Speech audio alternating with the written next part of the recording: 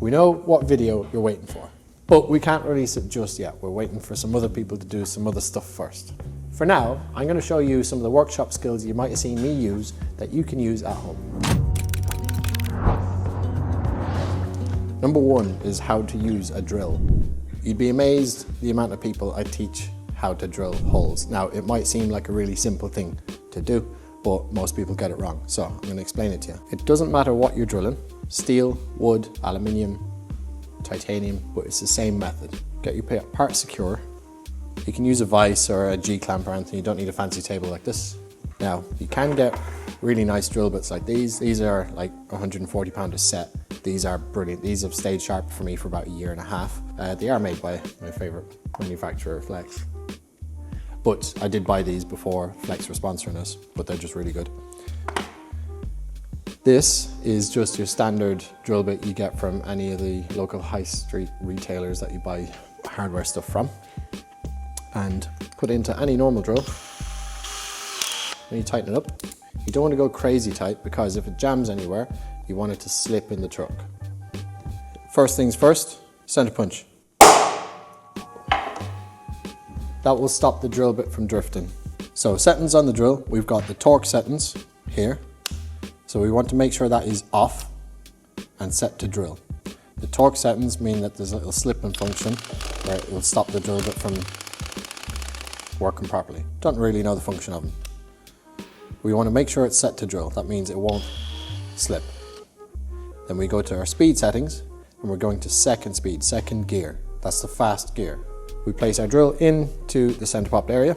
This is the bit everybody gets wrong. Everybody thinks that I want to drill a hole fast, so you go as fast as possible. If you go as fast as possible, all it does is it heats up the tip of the drill bit and softens it, then it becomes dull and blunt and it'll start squealing, okay? Won't drill anything, just make loads of noise, not getting anywhere.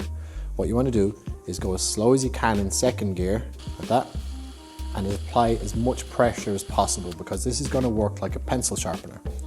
The blades at the top of the drill bit are going to go in and effectively scoop out the material.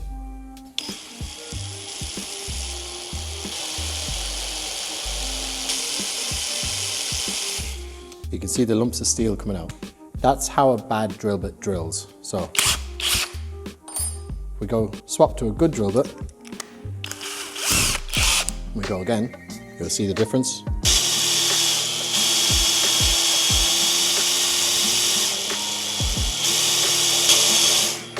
I just drill into my table. It's fine, I've got a welder. Sorry. We're working on it. Ideally, this is what you're looking for. This is what a machinist would call a chip, and as I said earlier, it's like a pencil shaving. And that goes for aluminium too. When you drill in aluminium, because aluminium's got a very low melting temperature of about 660 degrees, the area of the drill bit that is seeing the most amount of friction, which is the cutting blades at the top, will get up to around that temperature. That means the aluminium will solder itself to the drill bit. For example, this. See the way all the bits of aluminium are stuck to that? Because I didn't use any lube. Always use lube. Second gear, loads of pressure, very slow.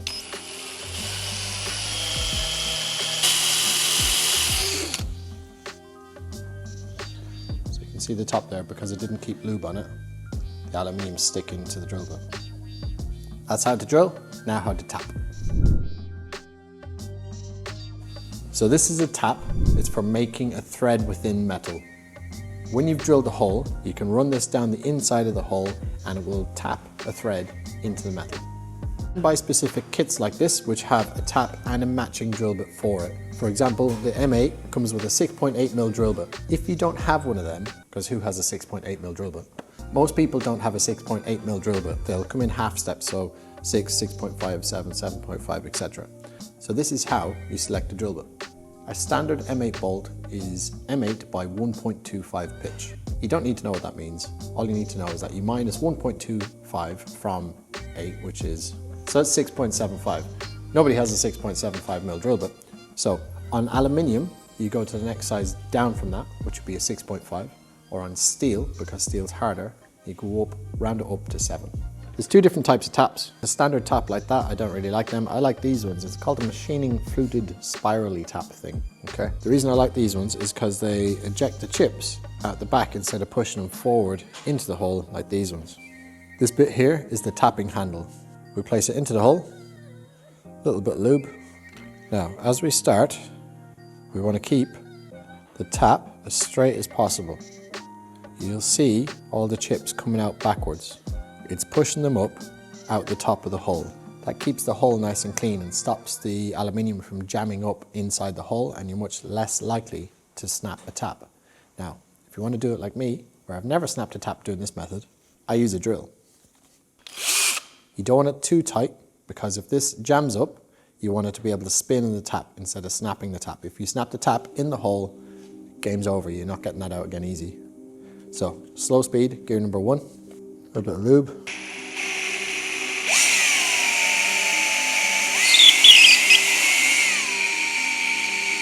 So you could see in here the tap slipping within the chuck of the drill.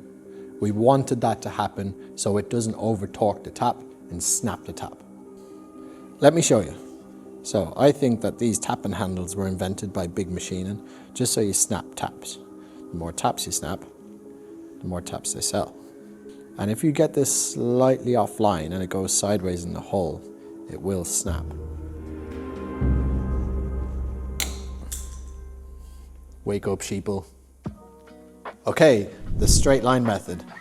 I've seen a lot of people comment on videos when I draw straight lines on pieces of material. They don't understand how I do it. That was a crazy straight line, freehand. You should see my circles. For example.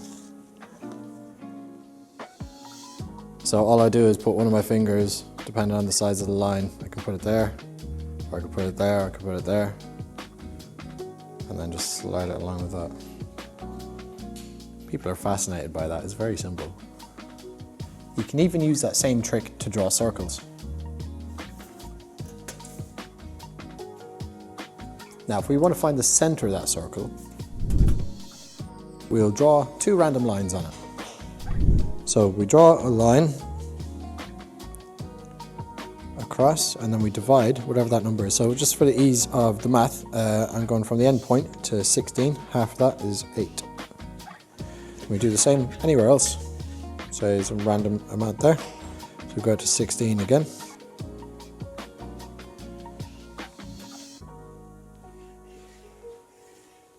And we grab a square. Drop the square down. And then we draw a straight line, 90 degrees to the other straight line. Same again on the other side. And where the 2 lines intersect, that's the middle of that circle. How to draw a straight line around a pipe or a tube. First person to tell me the difference between a pipe and a tube, I'll pin the comment. So if you're making an exhaust or something and you want to TIG weld it or even MIG weld it, you want the gap to be as close as possible between the 2 pipes that are coming together. Otherwise it becomes very difficult to weld. So how do you draw a straight line around a pipe accurately? Okay, so I can't do that. And exactly the same, if I'm just trying to cut straight through it, it'll come out at all sorts of angles, it'll be twisted or it just won't line up properly. So what you do, grab yourself a piece of A4 paper, wrap it around the pipe or tube. Do you know the difference between pipe and tube? Yeah, you can smoke a pipe and you go to work on the tube. It's easy.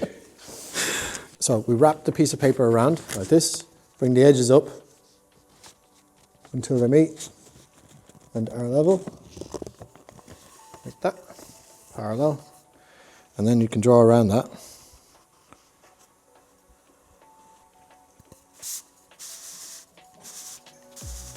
That gives you a guide to cut on. If any of these tips were useful to you, let us know down below and drop us a like. That's all you're getting from me this week. We do have some very big videos coming for you. Thank you very much for your patience and I'll see you soon. In the meantime, I'm going to fix this hole in my table and watch out for big machining.